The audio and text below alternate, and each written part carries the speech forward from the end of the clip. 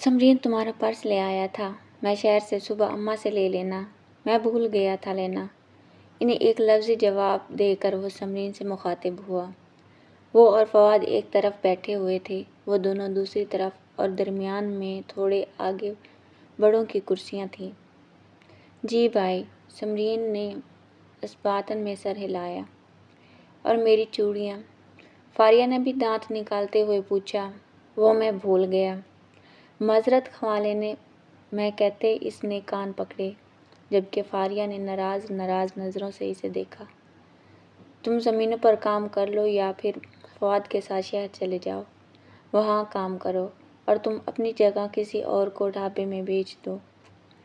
بڑے ماموں نے نرمی سے اس سے کہا، پر انہیں بیچ میں غصہ آیا تھا یہ بات سن کے کہ جبکہ باقی سارے خاموشی سے انہیں دیکھ رہے تھے۔ میں نے اسجد کو زبان دی ہے ماموں، اور دوسرا میں ابھی سوچوں گا کیا کرتا ہے۔ ویسے بھی بکریاں تو اب دوسری نیکی ہیں، کچھ تو کرنا ہی پڑے گا۔ پر بیٹا ڈھابہ، ماموں نے کچھ کہنا چاہا، کیا برائی ہے ڈھابے میں تعمیر؟ اور ویسے بھی کوئی کام چھوٹا بڑا نہیں ہوتا۔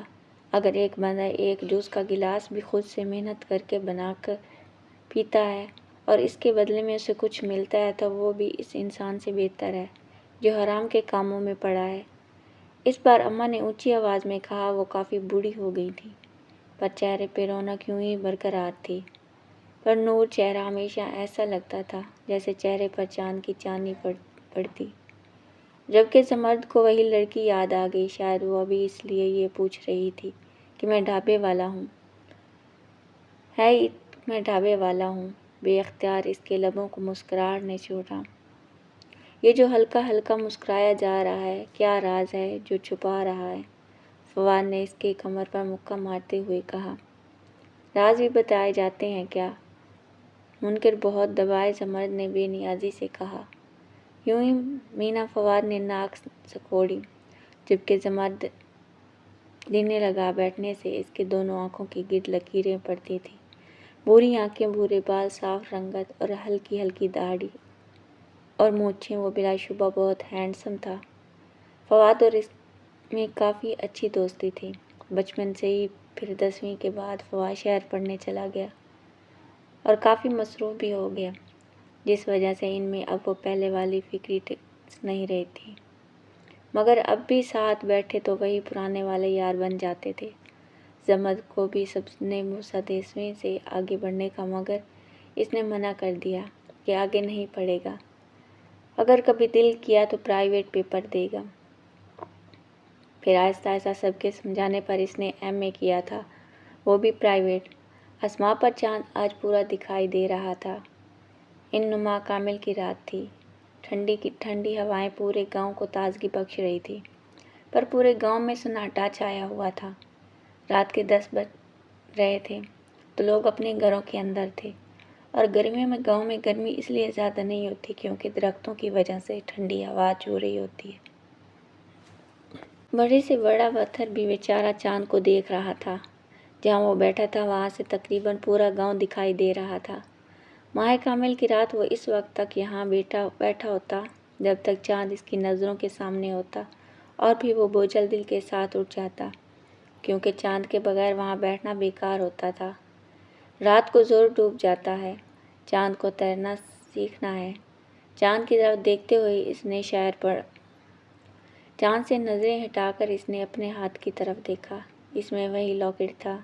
آج 15 دن ہو گئے تھے اس دن کی ملاقات کو۔ پتہ نہیں وہ ٹھیک ہوگی، کیا ہوا ہوگا، اس کی امی ہاسپٹل میں ہی ہوگی، اتنے دن ہو گئے ہیں، گھر چلی گئی ہوگی۔ یہ سوال جواب جو چپکے سے اس کے دماغ میں روز آ جاتے اور چلے جاتے تھے۔ ابھی بھی وہ یہی سوچ رہا تھا، بس کبھی کبھار اسے اس کا خیال آتا، لیکن جیسے اچانک آنا ویسے ہی چلا جاتا۔ چاند کی چاندنی میں پورا گاؤں نظر آ رہا تھا۔ اچانک اس کی نظر گاؤں کی کچی سڑک پر پڑی۔ وہاں کوئی آہستہ آہستہ چل رہا تھا، اور پھر رک کر آگے پیچھے دیکھتا اور پھر چل پڑتا۔ بڑی سی چادر اوڑھے اس نے اپنا منہ چھپایا۔ ضرور کوئی چور ہوگا، یا پھر شاید وہی چور جس نے ہماری بکریاں چرائی تھیں۔ لاکٹ جیب میں ڈال کر دبائی اور جلدی جلدی نیچے اترنے لگا۔ تاکہ اس چور کو پکڑ سکیں۔ یقین سڑک پہ پہنچنے کے بعد وہ بنا آواز کیے چل رہا تھا۔ کچھ دیر چلنے کے بعد آخر وہ چوری سے نظر آ ہی گیا۔ اس کی پشت تھی زمرد کی طرف۔ زمرد مزید تیز تیز چلتے لگا۔ کتوں گیدڑوں کی آوازوں میں مسلسل آ رہی تھی۔ چھپتے چھپاتے وہ بالکل اس کے قریب ہی گیا تھا، اور پھر جلدی سے اس نے ایک ہاتھ سے اس کی گردن پکڑی پیچھے سے اور دوسرے ہاتھ سے اس کا چادر میں لپٹا بازو، اور اس چور کی چیخ نکلی۔ ایک دم وہ پھر کسی مرد نہیں بلکہ کسی لڑکی کی تھی۔ مرد ایک دم پیچھے ہوا اور اس کا رخ اپنی طرف موڑا۔ جو کوئی بھی تھی ایک چادر سے منہ چھپائے اور آنکھیں زور سے بند کیے کھڑی تھی۔ ہاتھ چھوڑنے کا احساس ہونے پر اس نے اپنی آنکھیں آہستہ آہستہ کھولیں اور سامنے کھڑے شخص کو دیکھا۔ پوری کی پوری آنکھیں کھل گئیں اور دونوں ہاتھ پہلوں میں جا گرے، جس سے اس کے نقاب بھی اتر گیا، اور زمرد ساتھ کھڑا اسے دیکھ رہا تھا۔ دونوں بالکل چپ چاپ ایک دوسرے کو دیکھ رہے تھے۔ حیرت سے بے یقینی سے چاند کی چاندنی میں وہ دونوں چاند کی کوئی مورت لگ رہے تھے۔ آپ سکتا ٹوٹا، دونوں بیک وقت بولے۔ آپ یہاں کیا کر رہی ہیں؟ زمرد نے حیرانگی سے اس سے پوچھا۔ وہ میں آپ کو ڈھونڈتے ہوئے یہاں تک آ گئی، سمیرا نے نیچے دیکھتے ہوئے کہا۔ مجھے زمرد پہ حیرانگی کے پہاڑ ٹوٹ پڑے۔ پھر ارد گرد دیکھا۔ یہ جگہ مناسب نہیں تھی بات کرنے کی۔ چلیں میرے ساتھ۔ وہ اپنے گھر کی طرف چل دیا، اور سمیرا نے چادر سے دوبارہ چہرہ ڈھانپا اور اس کی پیروی کرتے ہوئے اس کے پیچھے چلنے لگی۔ گھنگھر پہ اماں جاگ رہی ہوگی، یہ اسے پتا تھا۔ وہ کیا کہے گی؟ یہ لڑکی کون ہے؟ زمرد آگے چلتا ہوا سوچنے لگا۔ لکڑیوں کا دروازہ کھولتے ہوئے وہ اندر گیا، اور سمیرا بھی اس کے پیچھے ہو لی۔ وہ ادھر ادھر دیکھتی چل رہی تھی۔ وہ پہلی بار کسی گاؤں میں آئی تھی۔ اسے یہ پہلا گھر مٹی کا نظر آیا تھا۔ اگر وہ پہلے والے حالات میں ہوتی تو گاؤں کی زندگی پر زور لگتی، اس نے سوچا، اور اس قدر خوبصورت گھر کو تو ہیرو اور ہیروئن کا گھر بنا دیتی۔ اتنے خوفناک حالات میں بھی اسے اس بات نے لطف دیا تھا۔ امان، زمرد نے پکارا۔ اماں، جو ان کی طرف پشت کیے زمین پر بیٹھی قرآن پاک پڑھ رہی تھیں، خاموش ہو گئیں۔ قرآن کو بند کر کے وہ اس کی طرف مذہن اور حیرت سے زمرد کے ساتھ کھڑی اس لڑکی کو دیکھنے لگی۔ یہ لڑکی کون ہے؟ قرآن کو دیوار کے ساتھ بنی چھوٹی سی شیلف میں رکھتے دو ان دونوں کی طرف آ گئی۔ اندر چلیں، بتاتا ہوں۔ سمیرا کو بھی اشارہ کر کے اندر بڑھا گیا۔ سمیرا بھی چلتی ہوئی اندر آئی اور زمرد کے تھوڑے فاصلے پر کھڑی ہو گئی۔ کون ہے یہ؟ اماں ابھی تک حیرت میں تھی۔ زمرد نے اس دل والا واقعہ جھوٹ کی بنا پر تھوڑا بہت اماں کو ستا دیا۔ میں وہاں سے جانے کے بعد اپنے گھر کے قریب ہاسپٹل میں آ گئی تھی۔ زمرد نے چپ ہونے پر سمیرا نے بولنا شروع کیا۔ امی ابھی تک بے ہوش تھیں۔ اس کی آنکھیں بھیگنا شروع ہوئیں تو اماں نے اسے پکڑ کے چارپائی پہ بٹھا دیا اور خود اس کے پاس بیٹھ گئیں۔ ایک دفعہ پہلے جب ابو نے ایسی بات کی تھی، جب بھی امی 3 دن ہاسپٹل میں تھی، ابھی بھی ان کا بی پی اس طرح ہائی ہوتا تھا اور وہ بے ہوش ہو گئی تھی۔ دوسرے دن صبح نفیسہ کو چھوڑ کر باقی سارے گھر چلے گئے اور میں دیکھتی رہی ابو آئیں گے، پر وہ اس وقت تک نہیں آئے جب تک ڈاکٹر نے باہر آئے۔ آنسوں میں مزید تیزی سے بہنے لگے تھے اور رونے کی آواز بھی تیز ہوتی جا رہی تھی۔ اسے بولا بھی نہیں جا رہا تھا۔ اماں نے اسے سینے سے لگایا۔ وہ کیا کہنے جا رہی تھی؟ زمرد اور اماں دونوں اچھی طرح سمجھ گئے تھے۔ عالیہ کی آنکھیں بھی اشک بار ہونے لگی۔ میری امی مجھے اس بھری دنیا میں اکیلا چھوڑ کر ہمیشہ کے لیے چلی گئیں۔ وہ مجھے ہمیشہ کے لیے اکیلا کر آئیں۔ بچوں کی طرح روتے ہوئے اس نے کہا۔ اماں نے اسے مزید خود میں بھیجا۔ زمرد کو تکلیف ہوئی تھی اس کی ایسی حالت دیکھ کر۔ کیوں ہوئی تھی یہ وہ خود بھی نہیں جانتا تھا۔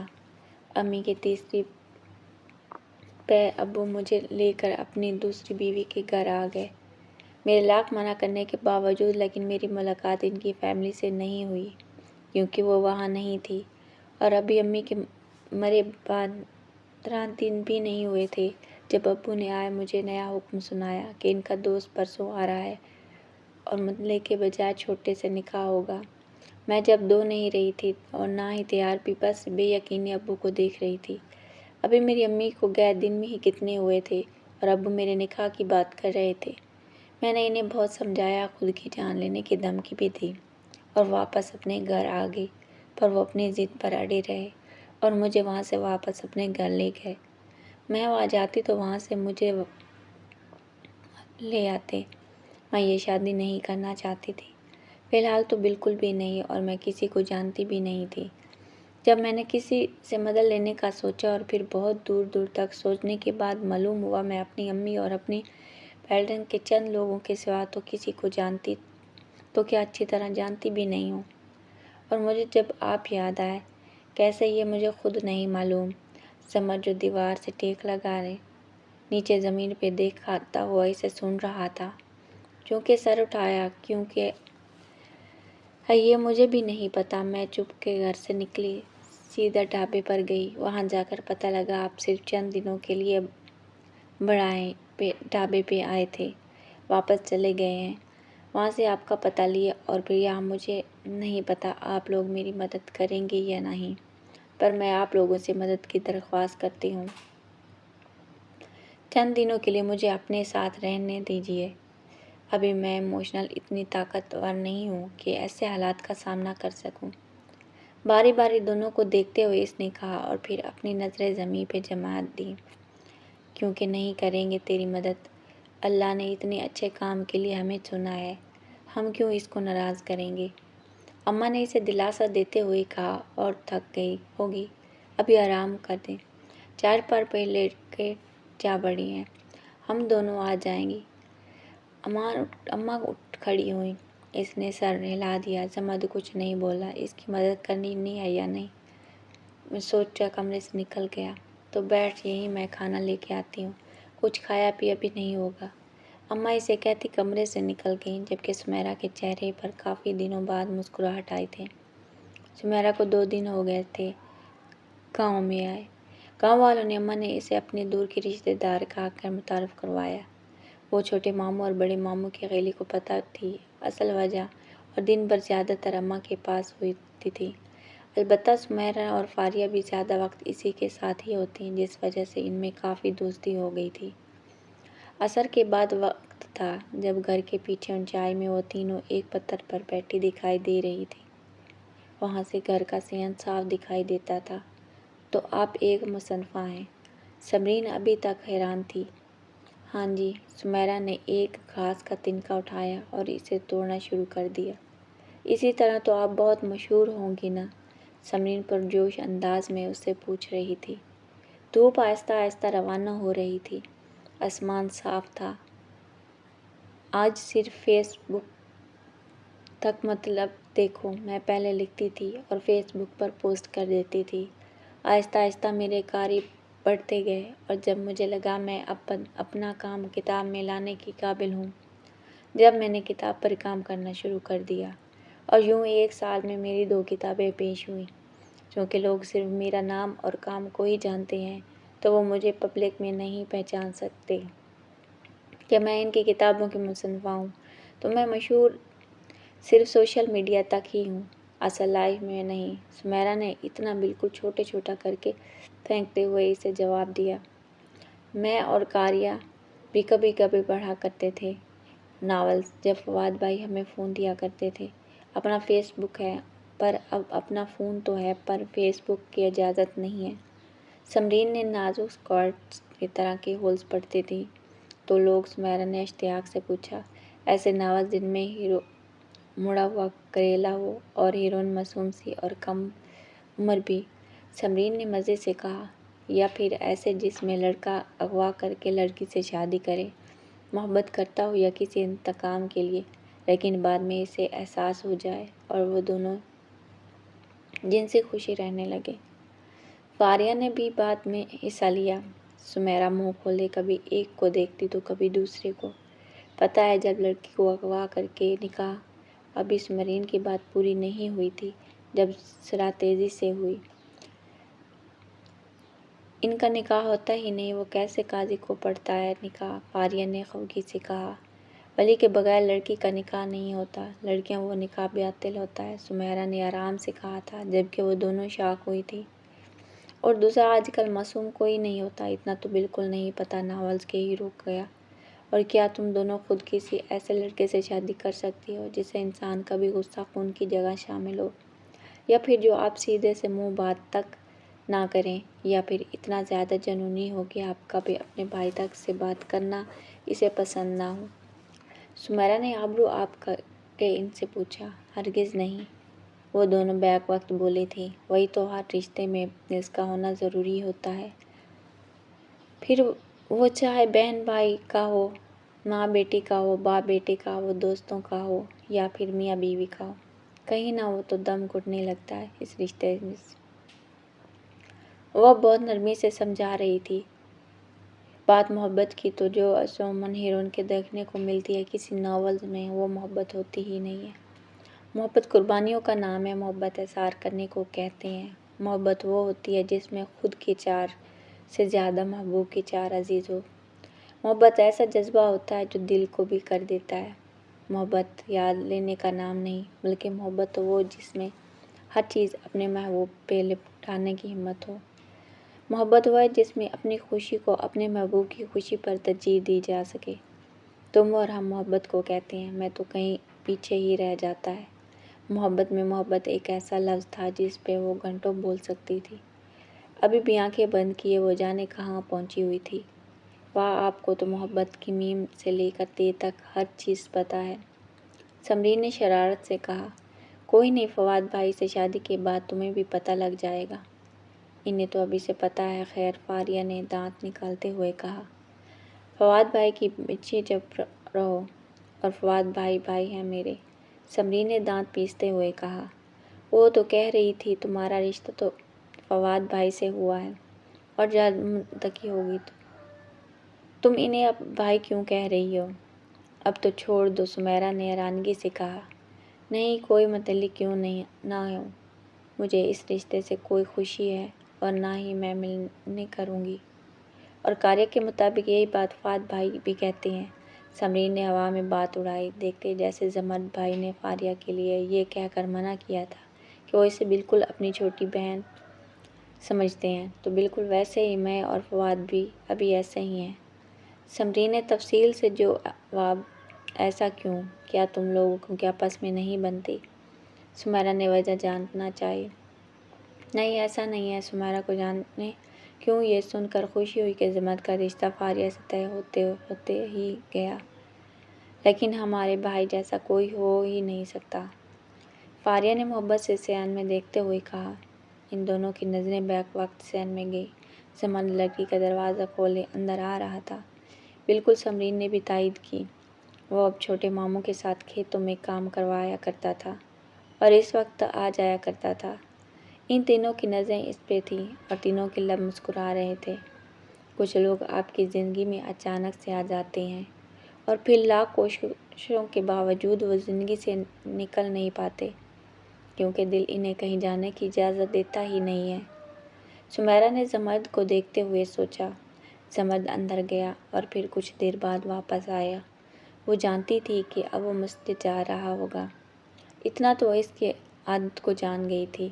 بہت اچھے ہیں نا؟ سمرین نے سمیرہ کو دیکھتے ہوئے معنی خیز لہجے میں پوچھا۔ پتہ نہیں، سمیرہ نے مسکراہٹ دباتے ہوئے زمرد کو دیکھتے ہوئے جواب دیا۔ تو بتائیں، میں نانا دل سے ذرا اس بارے میں گفتگو کریں، اعلیٰ فاریہ نے جانتے ہوئے کہا۔ تو سمیرہ نے بس اسے گھورنے پر ہی اجتناب کیا۔ زمرد چلتے ہوئے رکا اور اپنی نظر اٹھا کر گھر کے پیچھے بڑے پتھروں کی جانب دیکھا تو اسے وہ تینوں نظر آئیں۔ وہ اس طرف دیکھ رہی تھی۔ اس نے جلدی سے نظریں پھیریں اور پھر آگے بڑھ گیا۔ بعض لوگ عجیب ہوتے ہیں، بنا کچھ پوچھے، بنا کچھ کہے آپ کے دل کی گہرائیوں میں اتر جاتے ہیں اور انہیں اجازت تک لینے کی توفیق نہیں ہوتی۔ زمرد نے باہر نکلتے ہوئے سوچا۔ سمیرہ جب واپس آ کر گھر آئی تو دیکھا اماں نماز پڑھ رہی ہیں۔ وہ بھی ان کے ساتھ جائے نماز بچھا کر نماز پڑھنے لگی۔ نماز کے بعد اماں قرآن پاک پڑھتی تھی اور بلند آواز میں پڑھا کرتی تھی۔ وہ بہت شعر کی پڑھتی تھی۔ قرآن نہ بہت خوبصورتی کے ساتھ وہ مخارج تفصیح اور ادا نہیں کرتی تھی، اور ابھی بھی صورت واقعہ مغرب کے بعد پڑھنے سے گھر میں فاقہ نہیں ہوتا۔ پڑھتے ہوئے انہوں نے بہت جگہ غلط لفظ ادا کیے تھے۔ سمیرہ کا دل چاہا انہیں کسی پھر یہ سوچ کے انہیں برا لگے گا کہ وہ چپ ہو گئی۔ ایک بات کہوں، لیکن آج وہ چپ نہیں رہ پائی۔ سمیرہ نے آہستہ سے کہا، کیا ہوا؟ اماں نے قرآن بند کر دیا۔ سورت مکمل ہو گئی تھی۔ اماں، آپ قرآن بہت اچھا پڑھتی ہیں، مگر آپ کے مخارج کافی کمزور ہیں۔ سمیرہ ان کے پاس چارپائی پر بیٹھ گئی۔ ہاں مجھے پتہ ہے پتر، کیونکہ میں زمر کی طرح نہیں پڑھتی، پر مجھے اب بوڑھی جان اس طرح پڑھ بھی کیسے سکتی ہوں؟ اماں نے بے بسی سے کہا، کیوں نہیں پڑھ سکتی آپ؟ بالکل پڑھ سکتی ہیں، دیکھیں میں بتاتی ہوں آپ کو۔ سمیرہ نے پرجوشی سے قرآن پاک ان سے لیا اور سورۃ الناس کھولی اور پہلی آیات پڑھنی تھی۔ اماں نے بھی بالکل ویسے ہی پڑھنے کی کوشش کی۔ زمر جو ابھی گھر میں آیا تھا، آتے ہی وہ سب منظر دیکھ کر رہ گیا۔ یہاں بالکل چھوٹے بچوں کی طرح سمیرہ کے پیچھے آیت پڑھ رہی تھی۔ وہ وہیں کھڑا مسکراتے ہوئے اسے دیکھنے لگا۔ یہ لڑکی سب سے الگ تھی، یا پھر اس سے لگتی تھی۔ سمیرہ کی سحر کن آواز اس کے کانوں میں رس گھول رہی تھی۔ صبح کا اجالا ہر طرف پھیلا تو ہر طرف قدرت کی خوبصورتی نظر آنے لگی تھی۔ پھول اور پھولوں پر ملکہ کی شان کی بیٹھی تتلیاں، درختوں پر پرندے بھی خوشی گپوں میں مصروف کھلتے تھے۔ وہ تینوں ایک ساتھ لکڑی کے دروازے سے باری باری اندر آئے۔ میں سوچ رہا ہوں اب ہمیں شہر میں ہی شفٹ ہو جانا چاہیے۔ میری تمہارے لیے بھی میں نے گھر دیکھ رہا ہوں۔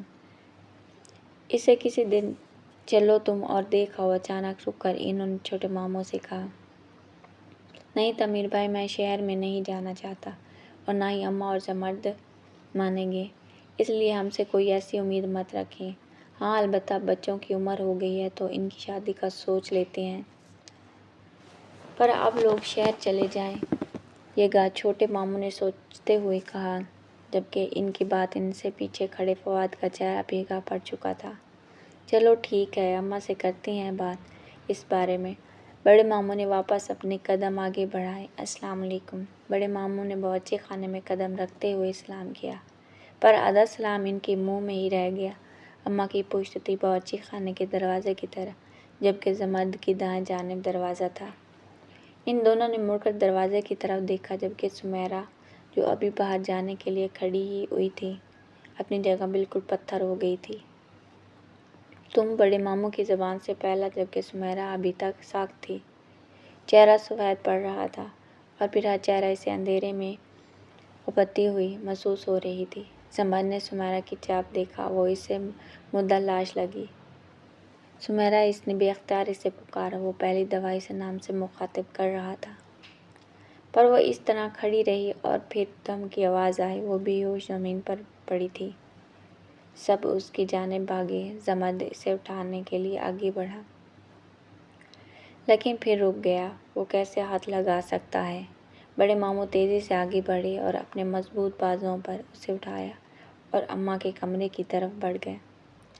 سب ان کے پیچھے گئے۔ اللہ خیر، کیا ہو گیا ہے میری بچی کو؟ اماں بھی پریشان۔ میں اس کے پیچھے نہیں بڑھے۔ ماموں نے اسے چارپائی پہ لٹایا، پانی لیا گلاس میں۔ پتر، اماں اس کے سرہانے بیٹھتے ہوئے بولی۔ زمرد جلدی سے باہر نکل گیا۔ چھوٹے ماموں اور فواد بھی پریشانی سے سمیرہ کو دیکھ رہے تھے، جبکہ بڑے ماموں ابھی تک خیر ان سے کھڑے تھے۔ یہ لیں۔ یہاں زمرد نے پانی اماں کو دیا، اور اس کے چہرے پر پیشانی کے اثرات کے ساتھ ساتھ اور بھی بہت کچھ تھا، کچھ وہ جو اپنی سب سے قیمتی چیز کے کھونے کا خوف ہوتا ہے۔ اماں نے پانی اس پہ چھینکا۔ وہ ہوش میں نہیں آ رہی تھی۔ پتہ نہیں کیا ہو گیا ہے میری بچی کو۔ انہوں نے پانی کا چھینٹا بند کر دیا۔ جب پانی کے چھینٹوں کا بھی اثر نہ ہوا تو زمرد نے بے بسی سے آگے بڑھا اور سمیرہ کی ناک دونوں جانب سے پکڑی اور رہائی، جس سے وہ سانس بند اندر لے جا سکتی تھی اور نہ ہی باہر۔ ایک دم سمیرہ کی آنکھیں کھولیں اور منہ کھولے۔ اس نے سانس لیا اور ساتھ ہی اپنے ہاتھ سے ناک پر زمرد کا ہاتھ ہٹایا۔ زمرد کھینچتے ہو گیا اور سمیرا کا دل شدت سے چاہا کہ وہ ابھی اور کچھ دیر پہلے ہونے والا واقعہ اس کا خواب ہو، پر چارپائی کے بائیں جانب کھڑے انسان کو دیکھ کر اسے یقین آ گیا تھا کہ یہ سب کیا ہے۔ پتر تو ٹھیک ہے؟ اماں نے سکھا سانس لیتے ہوئے پوچھا۔ آپ سب سے ملے ہوئے ہیں نا؟ آپ سب نے مجھ سے دھوکہ کیا ہے، الٹے سے چلاتی ہوئی چارپائی سے نیچے اتر آئی۔ ہوا کیا ہے؟ نے چھوٹے ماموں نے نرمی سے پوچھا، جبکہ باقی سب حیرانگی سے اسے دیکھ رہے تھے۔ زمرد خاموشی کھڑا معاملات سمجھنے کی کوشش کر رہا تھا۔ ہوا کیا ہے یہ آپ پوچھ رہے ہیں مجھ سے؟ اب تو بس کر دیں یہ ڈرامہ، ہر ایک چیز جھوٹ تھی، بلکہ مجھے اپنی زندگی تک اب اس لیے جھوٹ لگنے لگی ہے۔ وہ حلق کے بل چلائے۔ سب حیران تھے۔ سمیرا اونچی آواز میں بات تک نہیں کرتی تھی اور آج اس قدر وہ تخمیر رفیع کو دیکھ کر اور بے بسی سے سمیرا کو دیکھ رہے تھے۔ پر کیا معاملہ ہے تیرا اس سے؟ کیا ہوا ہے اسے؟ ماں بڑے ماموں کی طرف بڑھی۔ اماں سمیرا میری بیٹی ہے، کمزور سی آواز میں انہوں نے کہا اور چلتے ہوئے انہیں چارپائی پر بیٹھ گئے۔ میں نے کہنا اب آپ لوگوں کو کوئی اداکاری کرنے کی ضرورت نہیں ہے۔ میری ماں قبر میں پہنچ گئی ہیں اور میں بھی چلی جاؤں گی۔ آپ لوگوں کی ہم جان سے جان چھوٹ جائے گی۔ اماں کی طرف دیکھ کر سمیرا نے اسی انداز میں کہا کہ سمیرا آپ بیٹھ جائیں، ہم آرام سے بات کرتے ہیں۔ زمرد نے معاملات کو سمجھتے ہوئے اسے ٹھنڈا کرنے کی کوشش کی۔ آپ نے میری بے بسی کا فائدہ اٹھایا ہے نا؟ سب کچھ آپ کا پلان تھا۔ لیکن ایک بات بتاؤں؟ سمیرا چلتی ہوئی اس کے سامنے آئی اور اسے دیکھتے ہوئے عجیب سے انداز میں کہا، باقی لوگوں سے حتیٰ کہ اپنے نام نہاد باپ سے بھی کوئی شکوہ نہیں کروں گی، کسی سے کوئی بدلہ، کوئی جواب نہیں مانگوں گی۔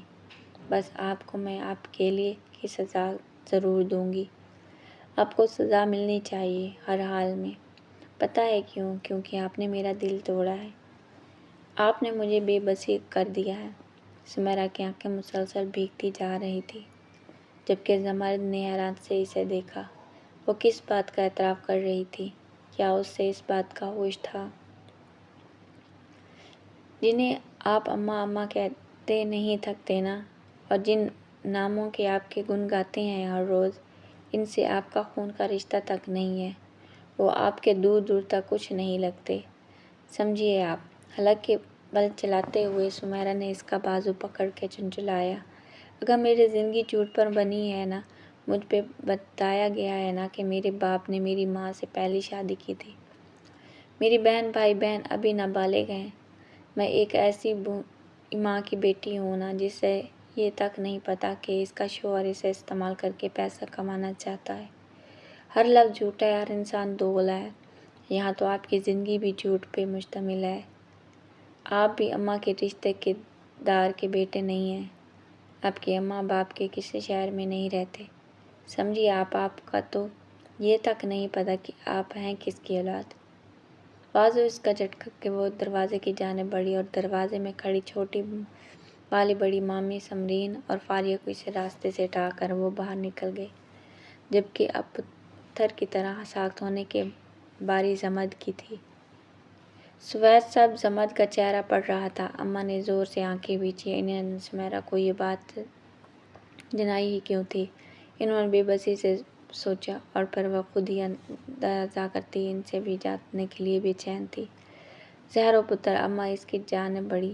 اماں مجھے صرف سچ سننا ہے، بنا ایک حرف کے جھوٹ کے اضافے سے، زمرد بے تاثر لہجے میں بولا۔ اماں بے بسی سے چارپائی پر بیٹھ گئیں اور صدیوں پہلے کے راز کا پردہ اٹھانے لگی۔ رات کے سنانے کو کتوں کی خوفناک اور آواز گیدڑ کی بے سری آواز بار بار توڑ رہی تھی۔ میں نے کہا تھا تھوڑا دیر سے نکلتے ہیں، صبح کی ہلکی ہلکی روشنی میں لانگیں سے اتریں گی تو آگے جانے میں آسانی ہوگی۔ پر میری کون سنتا ہے کہ سڑک پر آگے پیچھے دو نفوس چلے جا رہے تھے۔ ایک نفوس نے اپنے قدم روک کے ایک گہری سانس خارج کیا اور پھر پیچھے دیکھ کے خفگی سے بڑبڑائے، یہاں ویسے بھی فجر کی اذان ہونے والی ہے اور پھر روشنی ہو تو جائے گی، دوسری نفس نے تاریخ اپنی ماں کے چہرے پر لگائی، تسلی دینے والے انداز میں کہا، ارے یہ تو بیٹا میری نظروں کے سامنے سے خود 4 آنکھیں لگائی ہیں، مجھے بھی اندھا کر دو گے کیا؟ 50 سے کم کی عورتیں تھیں وہ خوبصورت کی رحمت، ہلکی ہلکی جھریوں والا چہرہ اور بھوری چھوٹی چھوٹی آنکھیں۔ بڑی کی چادر اوڑھے ہوئے وہ گاؤں کی لگ رہی تھی۔ انہوں نے تاریخ کے آگے ہاتھ رکھا اور اپنے بیٹے کو گھورا، جو تیز تک کا لگتا تھا۔ اب اس کا کیچڑ بھری سڑک پہ میں پھیل لی، نہ تو میں نے آٹ کر تیری ساری ہڈیاں توڑ ڈالنی ہیں، پھر نہ کہنا اماں تو اتنی ظالم ہے۔ کھڑی کھڑی اسے سنا کے پھر اس نے قدم بڑھانے لگی تھی، جبکہ ان کے بیٹے نے اپنی جنسی وحی اب تو پکی سڑک کے ایک طرف ہو کر چل رہی تھی، اور میرے راہ اچانک ان کا پاؤں پھسلا اور وہ سڑک کے ایک سائیڈ گر گئی۔ گھاس ہونے کی وجہ سے انہیں ضرب تو نہیں آئی، پر ان کے بازو کے پیچھے کچھ نرم سا ضرور آیا، کیونکہ کپڑا اماں کی آپ ٹھیک تو ہیں؟ نہیں تم میرا ہاتھ پکڑا اور ان کا بیٹا گھر آیا ہے۔